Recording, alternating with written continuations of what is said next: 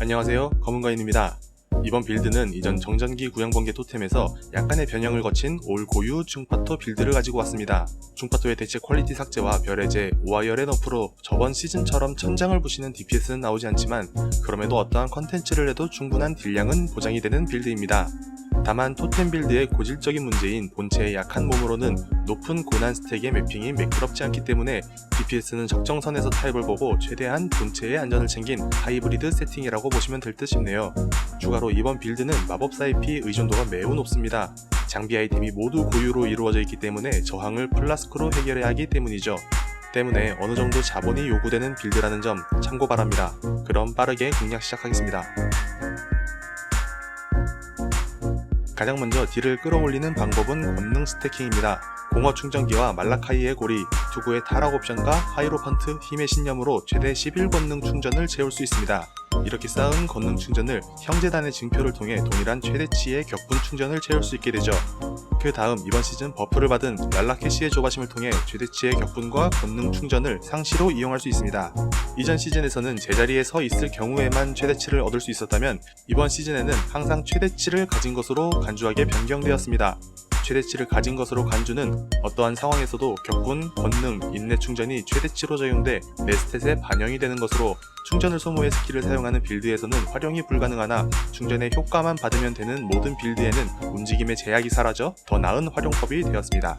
따라서 토템을 설치하며 이동을 계속하더라도 항상 최대치의 충전을 보유한 것으로 간주하기 때문에 일정한 DPS를 가질 수 있게 되는 것이죠.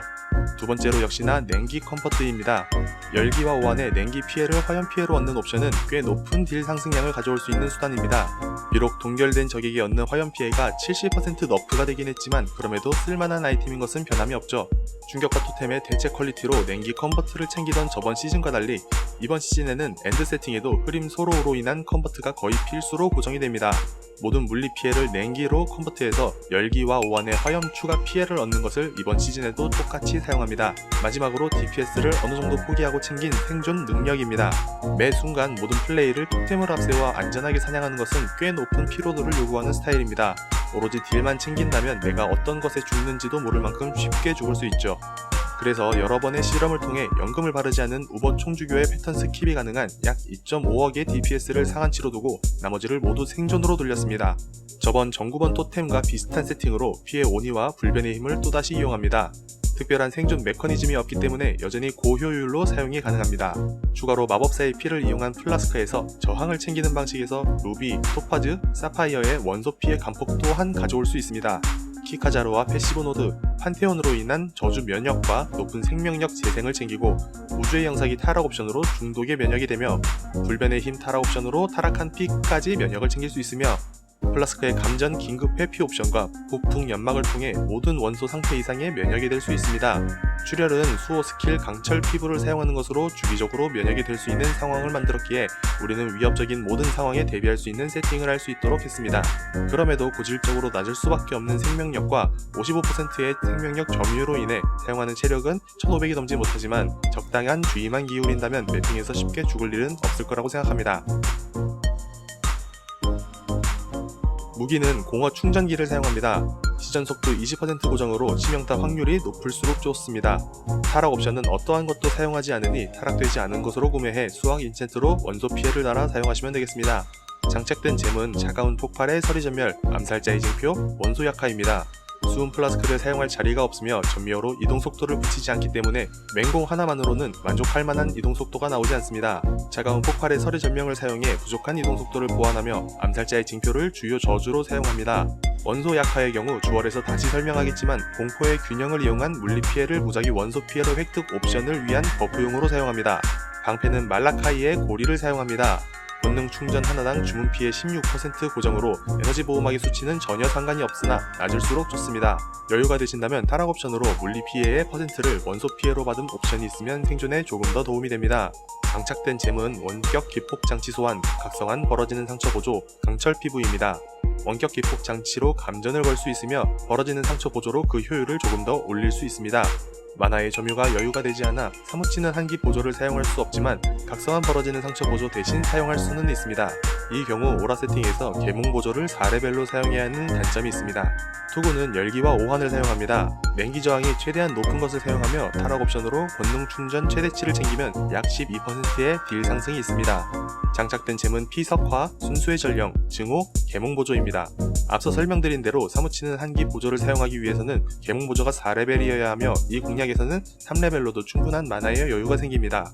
갑옷은 디알라의 악행을 사용합니다. 장착된 잼 레벨이 타락된 것을 사용하면 약 24%의 딜 상승이 있으니 되도록 타락 옵션을 고려하셔서 구매하시길 추천드립니다. 장착된 잼 레벨이 타락된 것을 사용 시 3빨강 1초록이 고정으로 나머지 2개의 소켓은 색상 상관없이 사용이 가능합니다. 3빨강에는 충격파 토템, 다중 토템 보조, 강화 보조가 들어가고 1초록에는 치명타 피해 증가 보조가 들어갑니다. 나머지 2개는 치명타 시 권능 충전 보조를 레벨과 퀄리티 상관없이 사용하며 연간 보조는 21레벨로 사용합니다. 장갑은 흐림 도로우를 사용합니다. 타락 옵션으로 주문 치명타 확률을 0.8%에 가깝게 챙길 수 있으며 높은 힘과 냉기 저항이 선행되어야 합니다. 장착된 잼은 활력, 재, 전령을 5만 보조에 연결하고 나머지 한 칸의 정의의 화염을 사용합니다. 장화는 날라캐시의 조바심을 사용합니다. 가오스 저항과 냉기 저항이 최대한 높은 것을 사용하며 타락 옵션으로 인내 충전 최대치, 최대 생명력, 이동 중 생명력 재생 등을 사용합니다. 장착된 잼은 열광, 수호자의 축복 보조, 망령 소환, 6탄 방어 보조를 사용합니다. 6탄 방어의 경우 다른 스킬로도 변경이 가능합니다. 망령이 둘 다 한 번에 죽어 버프가 꺼졌을 때 임시로 한 번씩 눌러 사용해야 할 때가 있는데 이때 텀을 길게 잡을 수 있게 됩니다. 망령은 다음과 같이 사용합니다. 첫 번째로 어둠의 꼭두각시 시체를 2개 구매합니다. 두 번째로 은신처에서 시체 2개를 오른클릭해서 바닥에 생성합니다. 세 번째로 시체 한 구에 망령 소환을 시전 후 수호자의 축복 보조에 연결된 열광을 시전합니다. 망령의 체력이 절반이 될 때 다른 시체 한 구에 망령 소환을 시전합니다. 이런 식으로 두 망령의 체력 차이가 있게 될 경우 수호자의 축복 보조에 연결된 버프가 끊이지 않고 무한 유지가 가능합니다. 목걸이는 형제단의 증표를 사용합니다. 변동 옵션 상관없이 타락되지 않은 민첩 및 지능을 그대로 사용하며 성유로 주 입을 넣어 권능 충전 최대치를 늘립니다. 반지는 우주의 영사기와 키카자루를 사용합니다. 우주의 영사기는 충격파 토템의 필수 코어 아이템으로 원거리로 충격파를 사용할 수 있게 해주는 반지입니다. 주문 피해가 20에서 25%로 큰 차이가 없으며 저항이 충분하기에 타락 옵션으로 중독될 수 없음을 구매해 사용하면 중독으로 위험한 상황을 미연에 방지할 수 있습니다. 키카자루는 역시 높은 저주 효과 감소와 높은 생명력 재생을 위해 사용합니다. 수비적인 세팅을 위한 것이니 조금 더 딜을 올리고 싶으면 유죄의 고리, 순수의 전령, 버프 효과, 물리 피해 증가를 사용하시면 되겠습니다. 값이 저렴하니 타락 옵션으로 증오, 열광의 오라 효과, 주문 및 공격 시 냉기 피해, 일반 물리 피해, 시전 속도 등 여러가지를 챙길 수 있습니다. 허리띠는 마법사의 피를 사용하며 냉기 저항과 민첩이 높은 것으로 구매합니다. 플라스크는 증오의 맛을 사용하며 변동 옵션을 최대한 높은 수치로 구매하시는 것을 추천드립니다. 나머지 4개의 플라스크는 루비, 토파즈, 자수정, 은을 사용합니다. 접두어는 모두 효과 25% 증가 고정에 전미어는 시전 속도, 감전 회피를 사용하고 나머지 2개는 마나 소모 감소와 조당 생명력 3% 재생을 크래프팅해서 사용합니다. 감전 회피는 38% 이상이면 우주의 영사기 옵션과 함께 100% 회피가 가능해 폭풍 연막을 사용해서 모든 원소 상태 이상에 회피할 수 있습니다. 다음으로 주얼입니다. 대형 스킬군 주얼은 전력배가 무쇠 분쇄기, 기본기에 달인이 있는 물리 피해 8구를 총 2개를 사용합니다. 기본기에 달인은 찍지 않으며 추가로 물리 스킬 공격 및 시전 속도가 있으면 좋습니다. 저항이 부족할 경우 단일 저항을, 힘이 부족할 경우 힘을 챙기시는 것을 추천드립니다. 중형 스킬군 주얼은 전권대사, 단호한 선구자가 있는 전령이 있는 동안 피해 4에서 5구 총 1개를 사용합니다. 단호한 선구자는 전령 하나당 오라 효과 8% 증가로 총 2개의 전령을 사용하는 이번 빌드에서 증오와 열광의 오라 효과를 총 16% 증가시켜 약 5에서 6%의 딜 상승량을 보여줍니다. 만약 치명타 확률이 부족할 경우 치명타 중형 주얼을 사용하셔도 좋습니다. 다음 금단의 화염과 살점으로 인퀴지터 전직 노드 피할 수 없는 심판을 가져옵니다. 해당 빌드에서 이 주얼 2개로 약 1억 DPS가 오르니 거의 필수라고 볼 수 있겠지요. 다음으로 불변의 힘과 피해 오니, 폭풍 연막을 사용합니다. 불변의 힘은 수치 상관없이 타락한 피 면역이 붙어있으면 좋습니다. 호전적인 신념은 도미누스로 헌신 10당 비저주 오라 효과 증가와 토템, 원소 피해를 사용합니다. 만약 저항이 부족할 경우 저항을 챙기셔도 좋으나 가격이 비싸고 세팅이 잘 될 경우 저항이 모자르지 않습니다. 물질보다 정신 아래 주얼칸을 사용하는 것으로 헌신을 최대 120까지 챙길 수 있습니다. 공포의 균형은 원소 약화를 시전 시 물리 피해를 무작위 원소 피해로 획득 옵션 하나만 보고 구매합니다. 저항이 높을수록 좋으며 해당 빌드에서는 1%당 약 0.6%의 딜 상승을 보여주니 최소 38% 이상으로 구매합니다. 이 주얼을 사용할 경우 원소 역할을 레벨에 상관없이 직접 시전해야 하며 한 번 시전으로 10초 동안 약 12% 이상의 딜 상승을 가져올 수 있습니다. 빼앗긴 것은 부적과 같이 묶어서 보겠습니다. 이전 정전기 9번투의 공략과 똑같은 세팅을 사용합니다. 먼저 필요한 접두어는 최대 권능, 치명타 확률, 마무리 타격, 명중시 도발이 필수로 들어갑니다. 추가로 치명타를 명중시키지 않은 경우 치명타 확률과 화상 상태 치배, 감전 상태 치확은 있으면 좋으며 치명타 시 마무리 타격도 유효합니다. 전미어로는 토템 2초 도발 1옵션과 최대한 많은 생명력 재생 속도가 필요합니다. 부적에서는 같이 붙을 수 없는 조합도 있기에 해당 세팅에서 가장 최적화된 조합은 보고 계신 화면과 같습니다. 주얼은 호전적인 신념의 위치를 제외하고는 모두 위치 제한 없이 사용할 수 있으며 필수 숙련과 템 세팅에 따라 조금씩 달라지는 부분만 설명하고 넘어가겠습니다. 우선 해당 위치의 3포인트는 카오스 저항과 저주 효과를 100% 감소시키기 위해 사용했습니다. 만약 주얼에서 타락한 피 면역을 챙기지 못하셨다면 숙련으로도 챙길 수 있으나 노드가 빡빡해서 여유가 없을 수 있습니다. 카오스 저항이 필요 없으시다면 다른 노드에 투자하셔도 좋습니다. 다음으로 해당 3포인트는 부족한 힘과 더불어 생명력을 높이는 데 사용되었습니다. 아이템 세팅으로 위 노드 없이 힘이 159를 넘긴다면 다른 곳에 투자하셔도 좋습니다. 점유 숙련은 생명력 점유 효율과 오라업 효과가 필수입니다. 생명력 점유 효율을 찍더라도 55%의 점유로 기본 생명력이 낮으니 반드시 체크하고 넘어가시길 바랍니다. 마지막으로 에너지 보호막 숙련의 기절 한계치는 피해 온리를 효과적으로 사용하기 위한 노드입니다. 이 부분 또한 더 높은 딜을 위해 포기하셔도 좋으나 생존 체감이 많이 될 만큼 효율이 좋으니 큰 이유가 없다면 사용하시길 추천드립니다.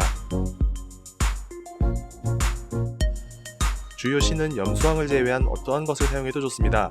루나리스를 가장 추천드리며 솔라리스 또한 치명타 피해로 인한 한방 즉사를 방지할 수 있어 효과가 좋습니다. 보조신은 반지에서 중독 면역과 주얼에서 타락한 피 면역을 챙기셨다면 유구를 고정으로 사용합니다. 만약 타락한 피 면역이 없다면 랄라캐시를 사용하며 중독 면역만 없다면 사카리를 사용합니다. 정전기 구형번개 토템을 세팅하고 문득 닌자를 확인해보니 대부분의 충파크 유저분들이 권능 스태킹을 사용하는 것을 봤습니다. 이전 선조리그에서 했던 세팅을 거의 비슷하게 따라해 다시 세팅해봤더니 들어가는 커런시 대비 큰 효과를 보기엔 너프의 체감이 너무나도 컸죠.